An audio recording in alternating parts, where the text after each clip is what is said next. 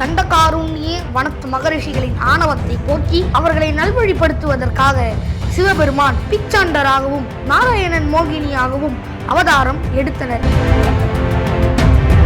நீ எதை நினைத்து வருகிறாயோ அதுவே உனக்கு நிறைவேறும் என்ற பொருளைதான் தத்துவமசி என்பது உணர்த்துகிறது. ஐயப்பன் என்ற சொல்லுக்கு நான் உனக்குள் இருக்கிறேன் என்பதுதான் பொருள். பிரம்மதேவரை நோக்கி தவம் இருந்த மகஷி என்னும் அறிக்கை சிவவிஷ்ணு ஐக்கியத்தில் சக்தியில் உருவான குழந்தையால் மட்டுமே தனக்கு மரணம் ஏற்பட வேண்டும் என வரம் பெற்றாள். அவருக்குன்னு ஒரு கதை சொல்றாங்க. அந்த கதை சமஸ்கிருத பேசக்கூடியவங்களால எழுதப்பட்ட ஒரு கதையா இருக்கு. அந்த கதை நான் இப்போ உங்களுக்கு சொல்றேன். தண்டகாருண்யே வனத்து மகரிஷிகளின் ஆணவத்தை போக்கி அவர்களை நல்வழிப்படுத்துவதற்காக சிவபெருமான் பிச்சாண்டராகவும் நாராயணன் மோகினியாகவும் அவதாரம் எடுத்தனர். அதே சமயம் பிரம்மதேவரை நோக்கி தவம் இருந்த மகிஷி என்ற அரக்கி சிவவிஷ்ணு ஐக்கியத்தில் சக்தியில் உருவான குழந்தையால் மட்டுமே தனக்கு மரணம் ஏற்பட வேண்டும் என வரம் பெற்றாள். வரம் கிடைத்ததும் தேவர்களையும் மனிதர்களையும் துன்புறுத்த தொடங்கினார். இதற்கிடையில் சிவவிஷ்ணுவிடமிருந்து வெளிப்பட்ட ஜோதியிலிருந்து ஆனந்தமயமாக தோன்றிய குழந்தை கழுத்தில் மணியுடன் பம்பா நதிக்கரையில் புதித்தது. அப்போது காட்டுக்கு வேட்டைக்கு வந்த பந்தள மன்னன் இல்லாத தனக்கு கிடைத்த வரமாக நினைத்து குழந்தையை எடுத்து சென்று வளர்த்தார். கழுத்தில் மணியுடன் பிறந்த குழந்தை என்பதால் மணிகண்டன் என பெயர் சூட்டி வளர்த்தார். பகவான் வருகையின் பலனாக பந்தல் ராஜாவின் மனைவியும் கருவுற்று ஆண் குழந்தையை பெற்றெடுத்தார். பந்தள மன்னன் மணிகண்டனுக்கு முடிசூட நினைத்தார். இதனால் மணிகண்டனை ஒழித்து கட்ட எண்ணிய ராணியும் அமைச்சரும் பல சதிவேதிகளை செய்தனர். ஐயப்பன் கோவிலில் 18 படிகளுக்கு மேல் தத்துவமசி என்ற மகாகாவியம் எழுதப்பட்டுள்ளது.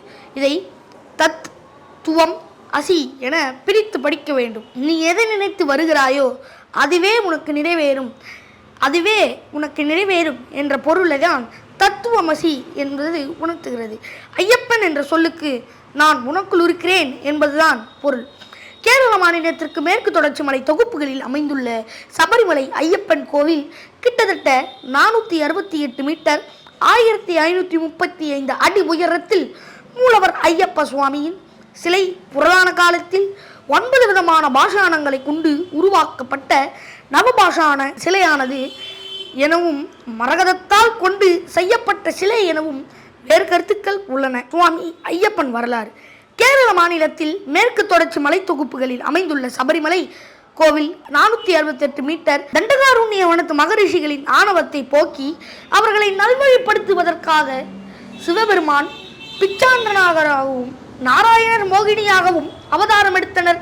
அதே சமயம் பிரம்மதேவரை நோக்கி தவம் இருந்த மகஷி என்னும் அறிக்கை சிவவிஷ்ணு ஐக்கியத்தில் சக்தியில் உருவான குழந்தையால் மட்டுமே தனக்கு மரணம் ஏற்பட வேண்டும் என வரம் பெற்றாள். வரம் கிடைத்ததும் தேவர்களையும் மனிதர்களையும் இதற்கிடையில் சிவவிஷ்ணுவிடமிருந்து வெளிப்பட்ட ஜோதியிலிருந்து ஆனந்தமயமாக தோன்றிய குழந்தை கழுத்தில் மணியுடன் பம்பா நதிக்கரையில் உதித்தது. அப்போது காட்டுக்கு வேட்டைக்கு வந்த பந்தள மன்னன் குழந்தை இல்லாத தனக்கு கிடைத்த வரமாக நினைத்து குழந்தையை எடுத்து சென்று வளர்த்தார். கழுத்தில் மணியுடன் பிறந்த குழந்தை என்பதால் மணிகண்டன் என பெயர் சூட்டி வளர்த்தார்.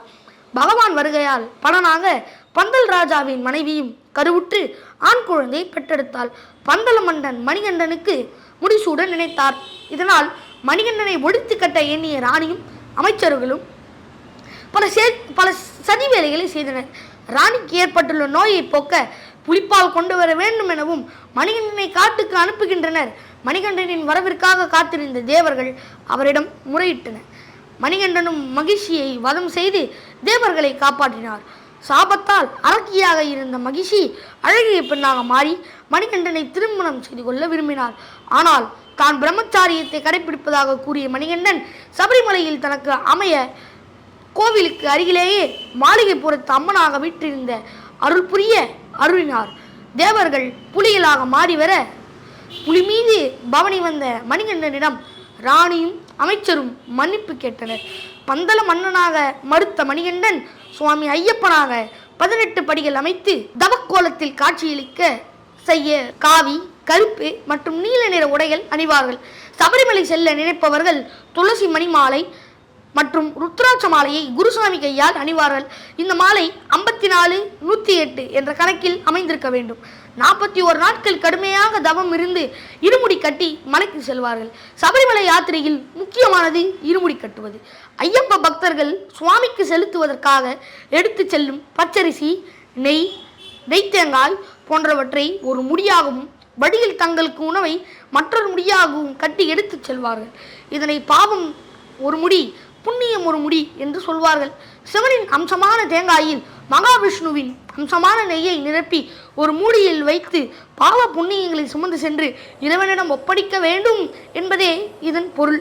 நீண்ட நாட்கள் ஆகாலும் கெட்டு போகக்கூடாது என ஐயப்பனுக்காக பந்தள மன்னன் எடுத்து சென்ற அரமனை பாயாசம், உண்ணி அப்பம் போன்றவைகளே நீண்ட நாட்கள் ஆகாலும் கெட்டு போகக்கூடாது என ஐயப்பனுக்காக பந்தள மன்னன் எடுத்து சென்ற அரமனை பாயாசம், உண்ணி அப்பம் போன்றவைகளே தற்போது வரை சபரிமலையில் பக்தர்களுக்கு பிரசாதமாக கொடுக்கப்பட்டு வருகிறது.